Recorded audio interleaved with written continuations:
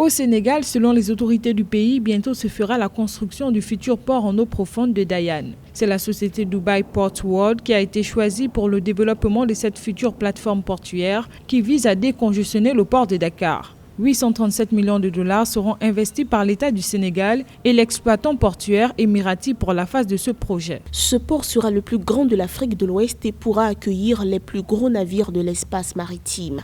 Il va également être jumelé à une zone économique spéciale pour en faire un véritable pôle d'attraction qui va attirer un grand nombre d'investisseurs et contribuer ainsi à la création de milliers d'emplois pour la jeunesse du Sénégal. Situé sur la petite côte au sud de Dakar, le futur port multifonctionnel de Dayane, qui s'étend sur une superficie de 600 hectares, permettra de décongestionner significativement le port autonome de Dakar, qui capte actuellement 95% des échanges commerciaux du Sénégal, mais aussi 80% des hydrocarbures et 65% des autres trafics du Mali.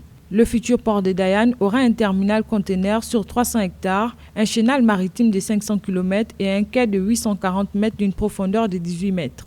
Il pourra également traiter des navires de 400 mètres de long. L'activité portuaire engendre énormément de développement parce qu'il faut pouvoir acheminer les marchandises en dehors du port dans les différents centres urbains, dans les différents centres commerciaux. Et là aussi, cela impose aussi la construction d'infrastructures. Donc aujourd'hui, lorsque l'on veut commercer dans le monde, on commerce à travers les ports parce que c'est le commerce le moins cher. Il est extrêmement coûteux de faire passer des marchandises dans les avions. C'est impensable. Or, le Sénégal bénéficie d'une position géographique exceptionnelle. C'est la pointe en Afrique de l'Ouest. À partir de là, vous pouvez inonder l'intérieur du continent rien qu'à partir du point de Dakar. Dans la zone où il est implanté, Dayane, il va ipso facto pouvoir connaître il va pouvoir connaître dans son développement une possibilité de s'étendre dans d'autres zones si l'activité portuaire le demande. Et puis il faut savoir que ce port, à côté de ce port, il y aura une zone économique spéciale